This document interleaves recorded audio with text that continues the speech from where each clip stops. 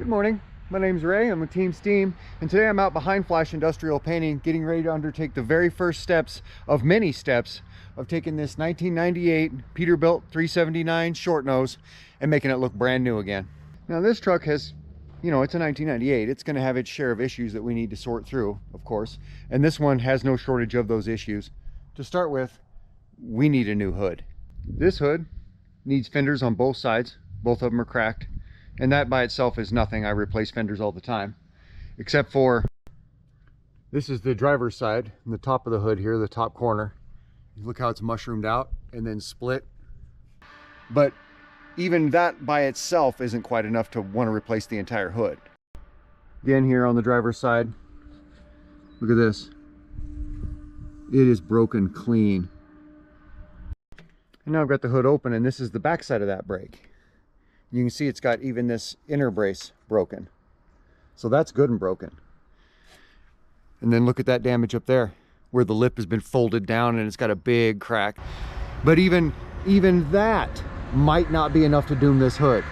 But what pushed it over the edge for me was that right there. Having that inner brace cracked as well. I mean, I've replaced these inner braces before on different hoods. I've replaced all these pieces at one time or another, but once you add all of that up, all these brakes, all this damage, front to back, it needs fenders. This hood just needs to be replaced. It is fatigued. It has had enough. And so I went ahead and got a hold of the owner, and I had to change the price. I mean, I gave him his choice. I said, do you want to get a hood or not? But this hood's just not going to do it, you know, for this job. And he said, yeah, let's order a hood. So we've got a hood coming, and in the meantime, we're going to go ahead and get all this other stuff going.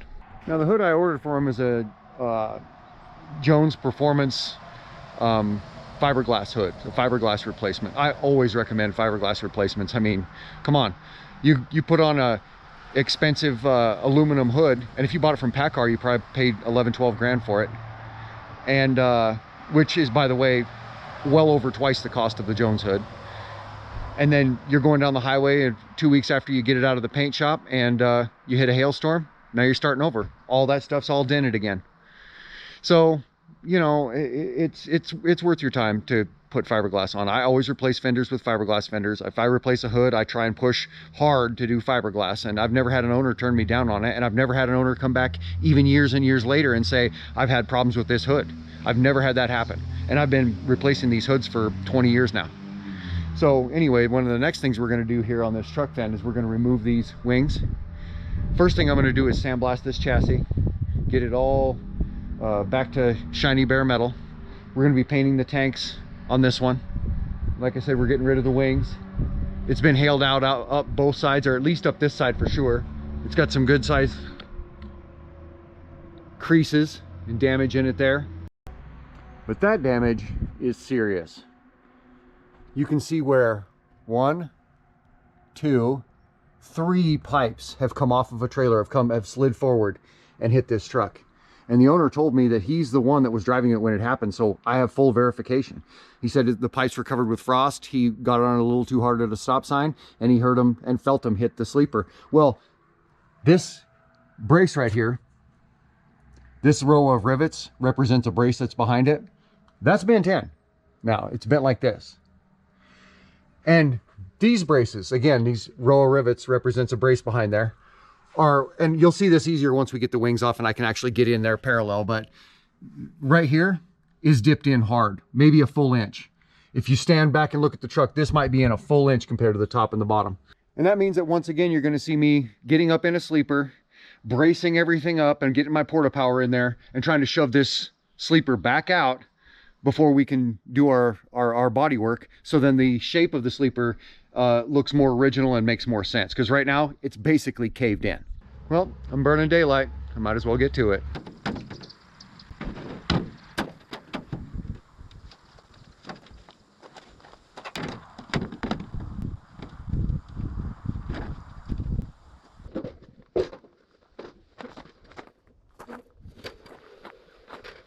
All right, now at this point, I'm going to go ahead and get my sandblaster out, get all my equipment out, get these lights pulled off of here, and get this chassis sandblasted. Whew, definitely warm enough out.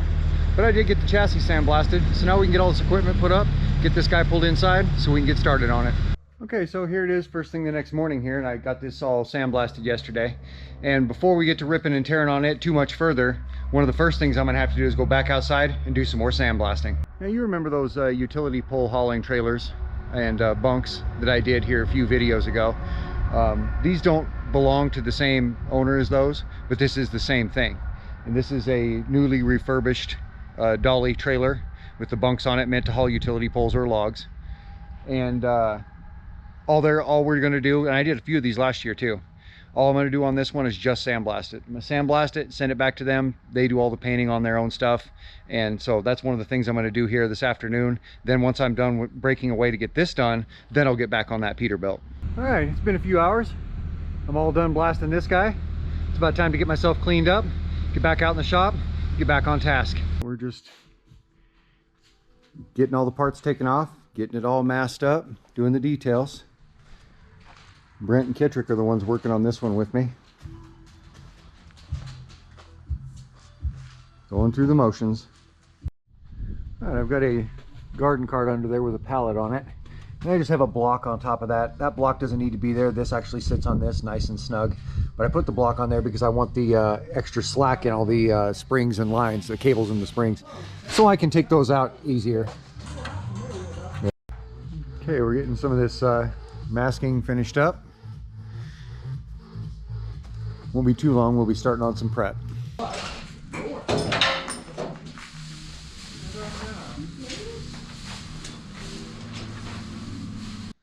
All right, I've got my porta power in there. I've got my wood blocks, my flashlight, my tape measure. Got everything in there that I need so I can begin shoving on the back of this sleeper and hopefully make some sense out of it by the end of the day.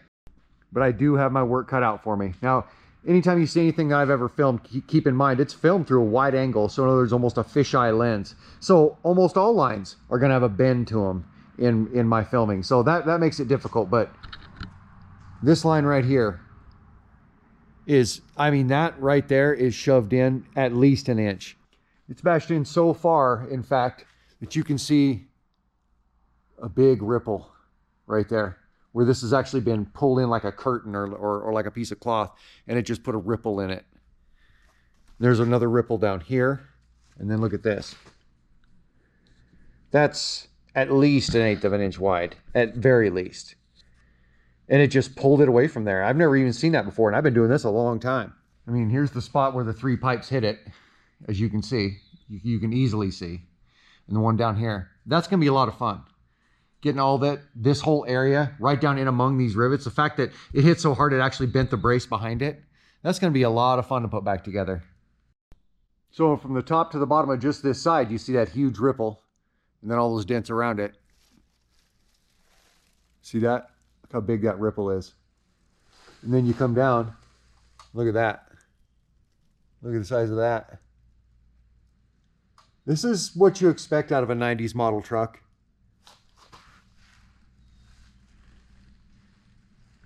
See that?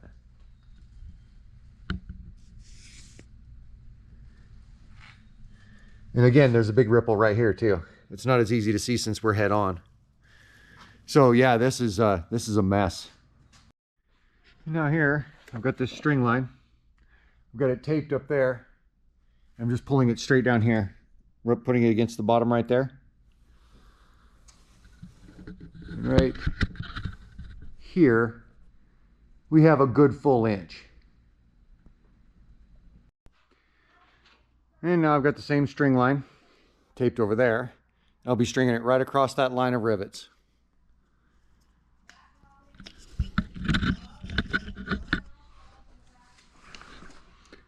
Here we are. There's that line of rivets. Put it against the cab. And here we have at least an inch. All right, we're going in. All right, I'm inside the sleeper now. And if you've seen any of my other videos where I reshape a formerly bashed in sleeper by going inside of it and shoving it all out with a porta power, then you're probably already familiar with this part of the process. Okay, here I've taken some measurements, and I know that this is right in the center of where the damage is. This is where it is the most dented in, and you can see it from in here. you can actually see it bowed in from inside the sleeper. I don't think I've ever seen that before. But anyway, I took my measurements. That X marks the spot. That's where I'm going to be doing most of my shoving. I've got my, it's a 2x6 and it's almost 5 feet long to take up a lot of that tension. Because if you just put a port power right there and you go to shoving on this, all you're going to do is kink that brace. Okay, I'm all set up in here. I've got this 4x4 block stretching from the top to the bottom there. And I've got my port power all set up. Got my board all set up right where I want it. And I'm pushing on the middle of the board. And I've pushed it out this far. But either way, I'll commit this measurement right here to memory. And then I will let it off and go have a look. And if it's not good enough, and it probably isn't, I will come back in. And I know that I at least have to start with this measurement. And then go from there. And then rinse and repeat. Take that measurement when I push it out again. And then get out and look, and then come and let this off and get out and look. And if I haven't fixed it, come back, go to that measurement. So I'm not busy wasting time losing ground. I can start from my previous measurement and go from there. You know, here, if you follow just this line right here, all the way back, you'll notice that right up in that area, it's out, oh, 1/2 or 3/4 of an inch from the cab, from the sleeper corner right there. So it's bulged out pretty darn good right up there. We still have this kind of kink in it right here. That's going to be a lot of fun to deal with. And then same with the center of the back. The center of that back panel right there. We have just a little bit of a kink that's going to be very difficult to deal with. Because it got hit by that pipe. It got actually individually, specifically bent in that spot. The whole thing got caved in, yes, but that hit it hard enough to actually bend it right there. So that's going to be very difficult to deal with. But I haven't let the jack off yet, so this is what you're looking at. This is how it looks bulged. When I let that off, it's going to come in. I'll bet you anything it comes in too far.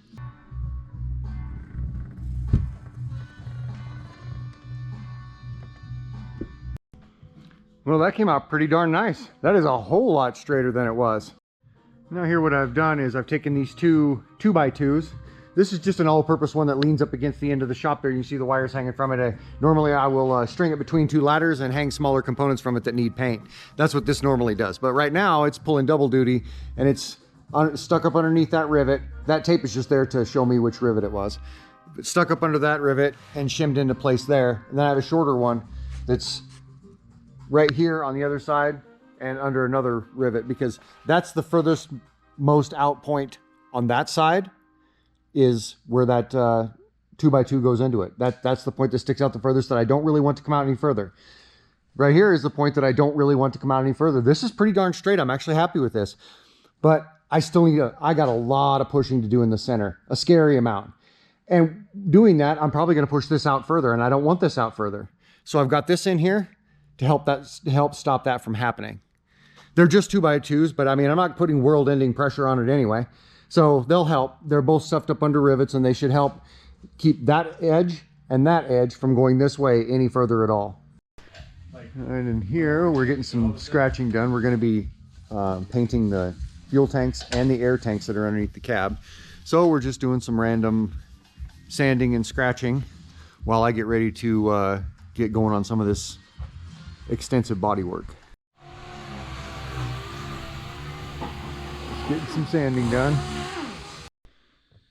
Okay, now the reason that I put string across this, I rarely use string when I do body work, but when you've got a big area you're covering and there's a big bulbous part poking out in the center, it is good to know exactly where you're at before you go knocking it in.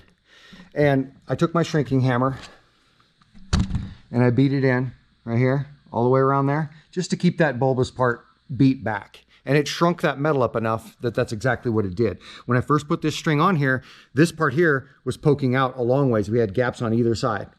And now it's good and straight. Of course, there's about a 1/4 inch right here, but that's in the center of that big dent. And there's about a 1/2 inch right here. And that's in the center of that big dent. You don't want to go pushing dents like this back out, because when you do, you're not going to push the dent out. The dent's going to stay the same. The metallurgy changed when you dented it. When metal gets bent, it changes the metallurgy and it hardens it. Oh, most metals, a lot of metals, a lot of aluminum, a lot of these alloys, when you bend them once, they harden on the bend spot. So if you go to shove that back out from the inside somehow, all that's going to happen is this spot right around it here is just going to shove out too far. you're gonna have to shrink it at that point. So you might as well just leave it alone, prep it right, fill it with quality filler, move on with your life. That's not a shortcut. That is the way it's done. And you know, unless you want to replace panels. If you want to replace panels, there's a lot of ways to get things done, quote unquote, right. But filling it with filler, even when it's deep like that, there's nothing wrong with that.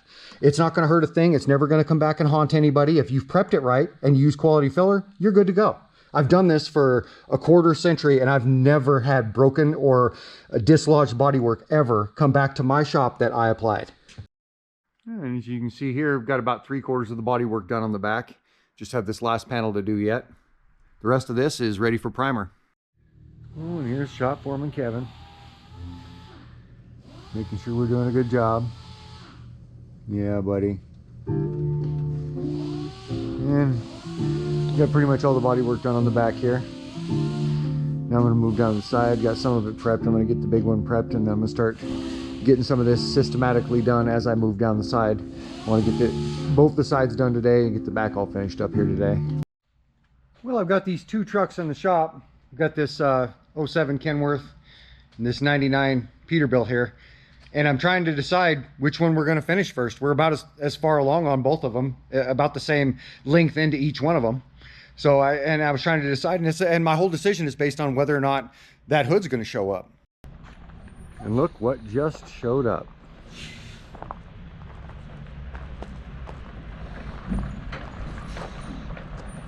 Pretty darn big box. Now, the first thing I'm going to have to do is get this cardboard off here and have a look at it. Hopefully it showed up with no damage. I've gotten many hoods from these guys over the years, and I've never had one shown up damaged. So the box, you know, they'll get a puncture here or there, but I don't see anything that leads me to believe that this hood inside of this box is damaged. But we'll get the cardboard off and we'll look it over.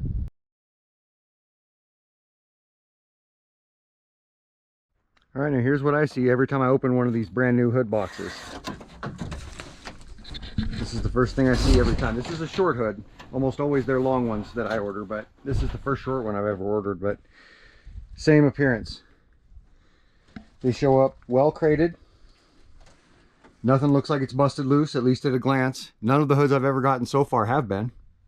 They've all come in really good shape. Okay, so here it is, completely unboxed. There's always a lot of cardboard to deal with once you're done with one of these. But again, this is a Jones Performance. These are the only guys, as far as I know, in the whole world that make an extended hood. This is a short hood again, but they're the only ones that make an extended hood version that's all fiberglass. And these are detachable fenders, so you're not married to it. If you ever blow a tire and it gets into the fender or something, it's not going to destroy the whole hood. Let's see the structure of it. These are strong. I've never had one come back. I've been installing these for, I don't know, a dozen years anyway. And I've done at least a dozen of them. And they're built strong and they're built nice and simple. Now that just bolts right up to everything down here. That eliminates so many, all those cast parts and all that other stuff up here that normally they got to have. This does not have to have. And it's got all your spots for your rollers, including your brackets that come pre-installed. And again, the fenders are just held on there. There's only 2 or 3 bolts holding each one of them on, so you can take these off, which is what we'll do. Install the hood, do everything we got to do, maybe even finish the project and then paint them separate and put them on put together day. I haven't decided on that yet, but I have that freedom to because they're not very bolted on right now.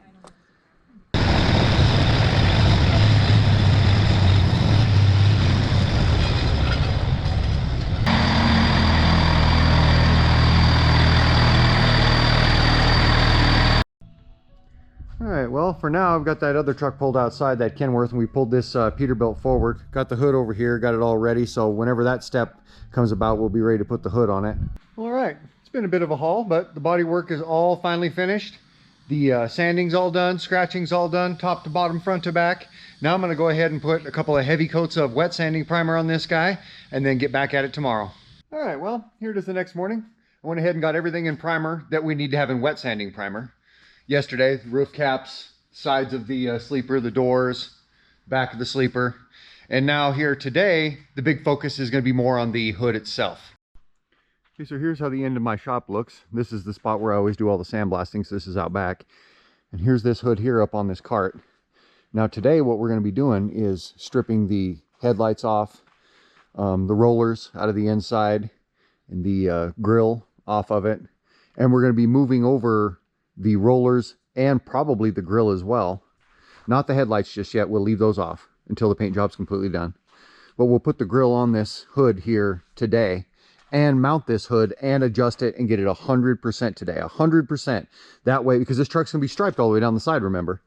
And so because of that, I mean, the hood, it has to be absolutely set today, because otherwise if you set it or you adjust it afterwards, your stripe's not going to line up. So it's important that that gets on here today. Now, you might be left wondering, why would I install the grill or even ponder installing the grill on the hood, then masking it up, then unmasking it, rather than just put it on put together day, be done with it. You know, with everything, just add it to the big list of things that's going to be put back on this truck and be done with it. Well, I actually have a really good reason for that.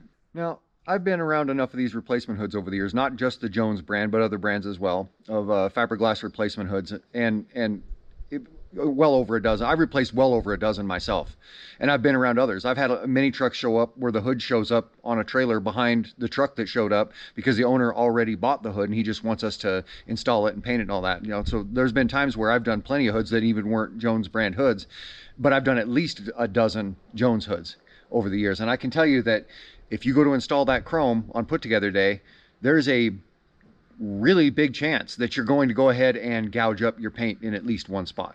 There's a really big chance of that, probably better than 70%.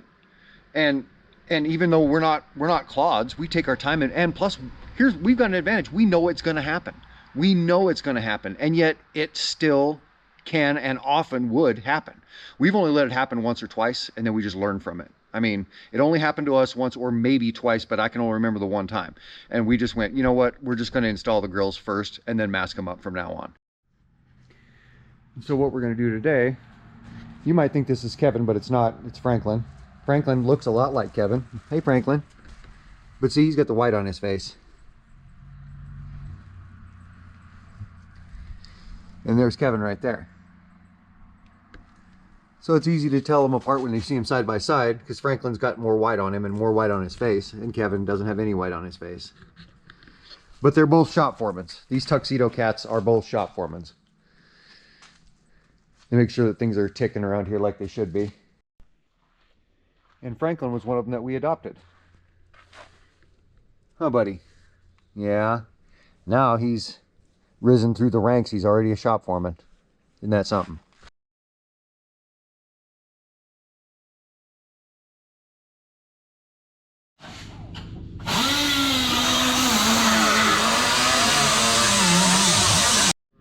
Alright, the boys got everything stripped off of here that we needed off. And now, well, we got Ullman in here watching how things are going. Now we're getting ready to put the grill on the new hood.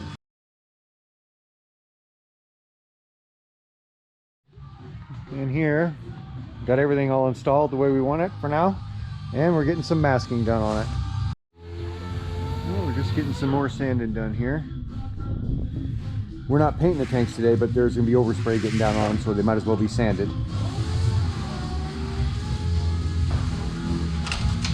Get the new hood sanded. We'll be painting the fenders separate and installing them on put together day. For now, they're just back there on the tires.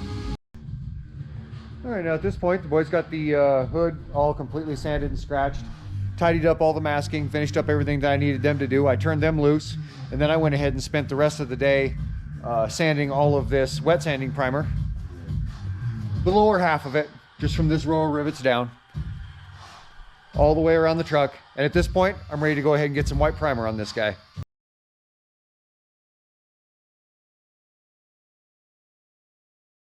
All right, she's all primed up. It's had plenty of time to cure out. Let's go ahead and get some paint on this guy.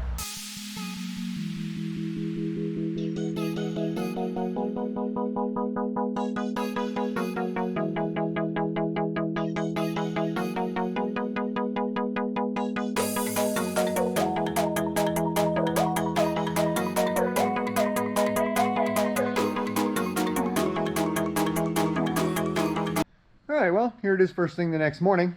I've got the hood closed, and I've got it bungeed closed. As you can see, got a bungee strap right here, stretched tight. I've got that on both sides just to make darn sure it's as closed as it's going to be. You just can't afford to close a hood, not strap it down, leave it just sitting there casually, put a stripe job on it, and then on put together day, you go put the straps on the side and wrench it down, and all of a sudden it drops another 1/8 of an inch or quarter of an inch, or possibly more. And now your stripe job doesn't work.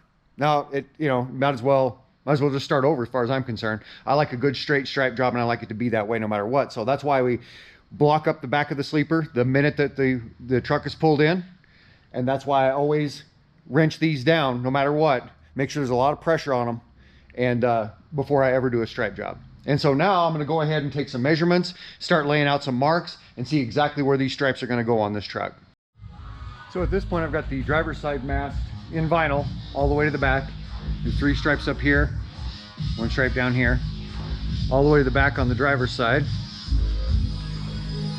And I've got the same thing done on the passenger side, except for I'm only to this point. I still need to mask all of this and the back in vinyl. And at some point today, I'm gonna have that done. The boys are gonna have everything in between masked up.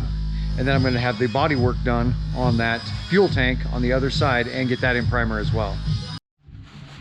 So we're getting this masking going down both sides now. And I finished the masking all the way around the back, the vinyl.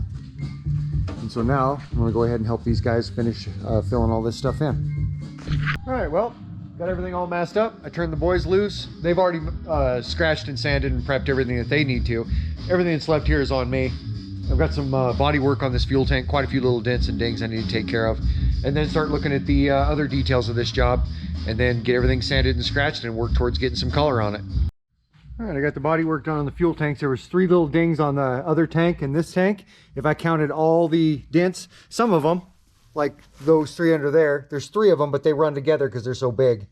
But if I count them all separate, there was actually 16 dents in this tank. But now they're taken care of. Now it's time to get on with the show.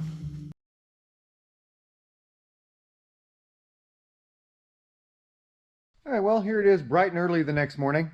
And these tanks had all night here in the shop, which, believe it or not, I actually had to have heaters on in here night before last and last night both to be able to cure out this white and this wet sanding primer that I put on the tanks yesterday.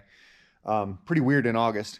But anyway, this morning I'm going to go ahead and start and sand this whole thing down from the top clear to the bottom and really thoroughly sand it. Remember, this was a bunch of body work, a bunch of cracks that I had to glaze on the roof caps again, and all that stuff was put on, you know, a couple good coats of primer on top of it. So that all needs pretty thoroughly sanded down, all of it. So I got to get all of that done, and then get all this blown off, get these tanks sanded, of course, get everything ready, and hopefully today I'm going to be able to get the second color on the truck and the chassis both. It's the same color. Making my way over the top of this truck. As you can see, I've sanded the entire roof here, and I've made it to the front. And you can see where they had some other visor mounts at some point. When they pulled them off, there were some cracks and some damage left behind. So I went ahead and fixed that, both those spots. I'm going to replace these missing rivets. Once I get this all sanded and stuff, I'll drill those holes. And then I noticed this right here.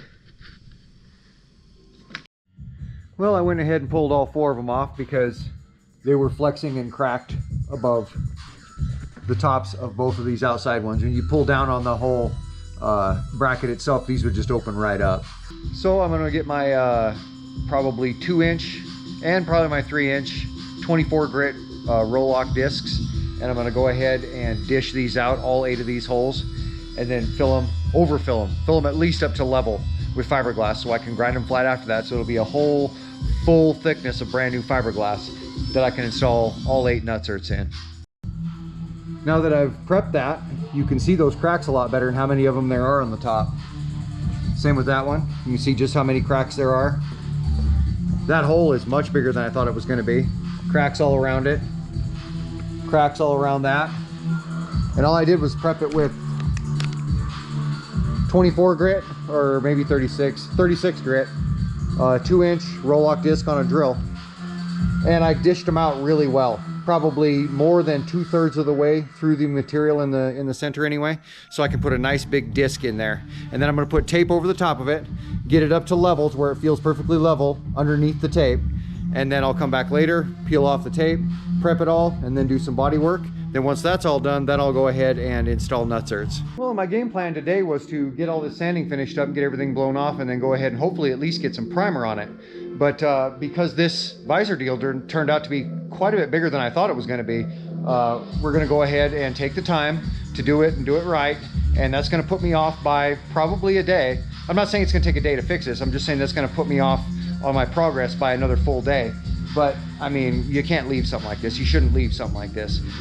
You got to fix stuff as right as you can, considering the circumstances. And I'm right here. I'm the guy to fix it. I'm the fiberglass guy. I might as well just get all this fixed while I'm here, get this truck on the road done properly. Okay, now it's been only about an hour. So these are not what I'd call cured out, but they're definitely dry to the touch. And as I mentioned before, I went ahead and covered them with tape. And then when you do that, then you just go ahead and smooth it over with your hand. Make sure that you're filling all the little extra spots around the outside and all that. You can move that around in there and just fill it on, and it becomes much more flat, much more easy to work with. And you can tell just how well you filled your cavity just by running your hand over it, which you could never do if it was just, you know, the raw product itself. So that's what you're left with. See, that's good, flat, quality patch. It won't take much body work. It's filled to the brim, so there's as much tough fiberglass in there as you think you need. It's every bit as thick as it ever was when it was stock.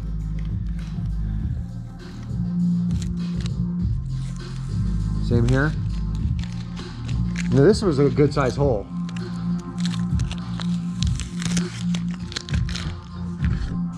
And it's fairly level. So that's a nice thick patch right there. That should hold a nutsert just fine. Same with this here.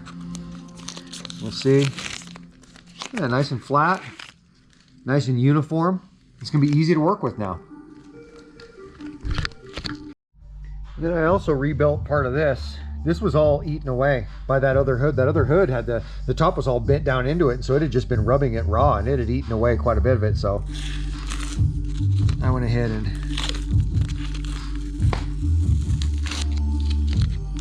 it's a couple layers thick, so once it's cured out a little bit more, I mean, it's dry enough to the touch, but I can tell it's not cured out enough.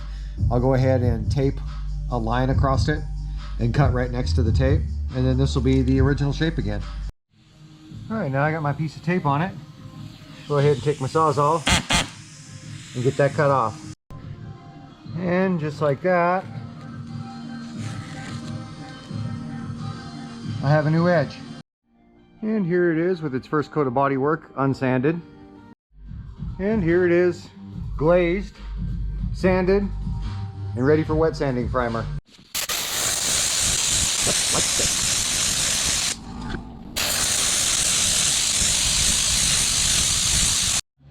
Okay, now here I've installed the bottom nutsert on each of the 4 brackets.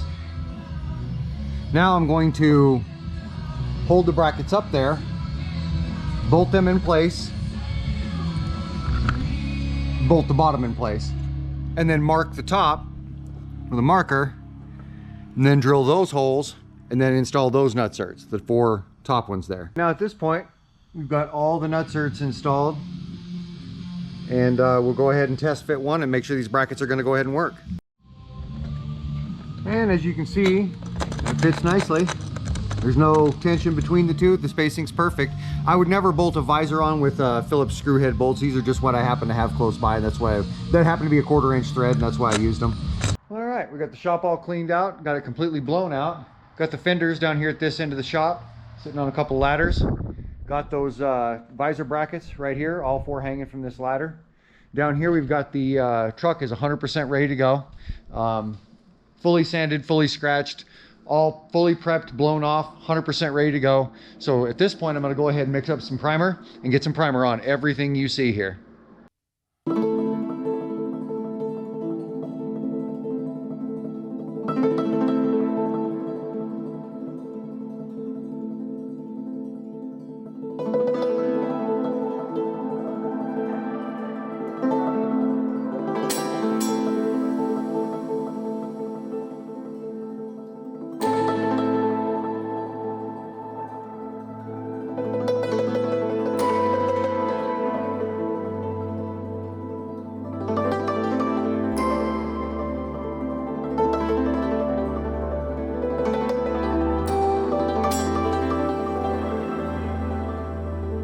right, got everything primed. Primer's all cured out. Now let's go ahead and get some paint on this guy.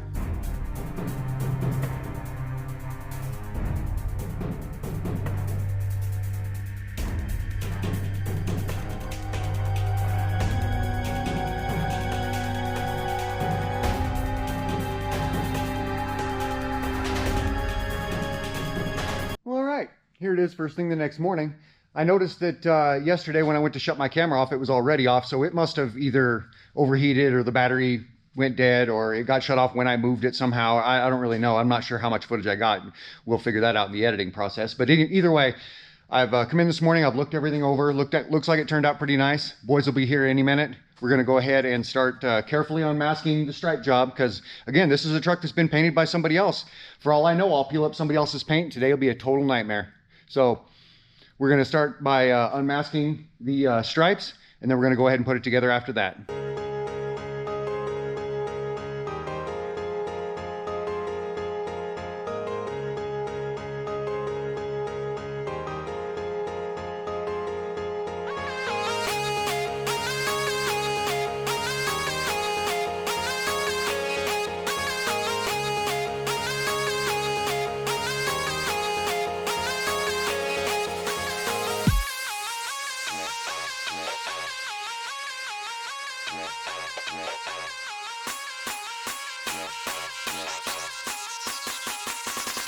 It's a 16 buff in the dark. All right, well, the boys are in here and we got everything unmasked. Turned out pretty good. We're gonna go ahead and finish unmasking, get this guy put all back together today.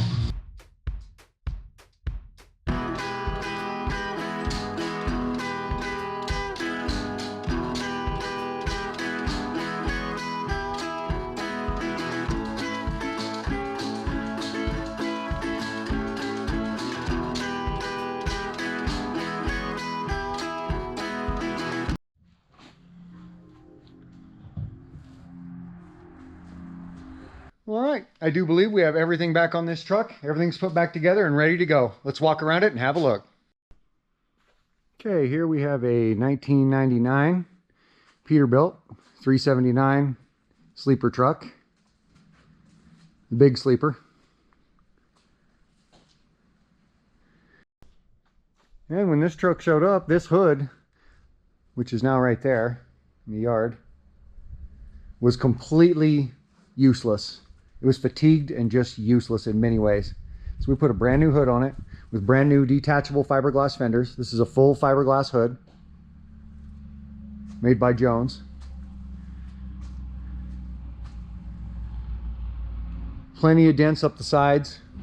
This truck had seen some hail, and I got a good look at that hood. It had actually seen plenty of hail. So we had some pretty decent dents up the sides. The back was caved in a long ways. But right now, that is straight this way and this way. Those are no longer there at all. And the center where it was all punched in is absolutely fixed. No sign of it whatsoever. And that was no small task. The chassis, sandblasted. Double primed, double coated. We even got the hubs.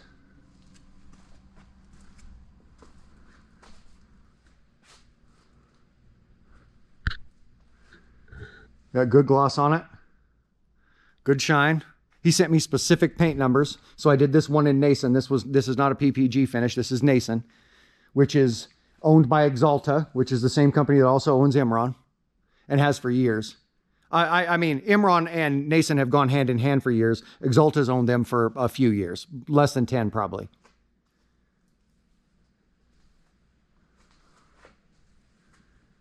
Truck turned out sharp.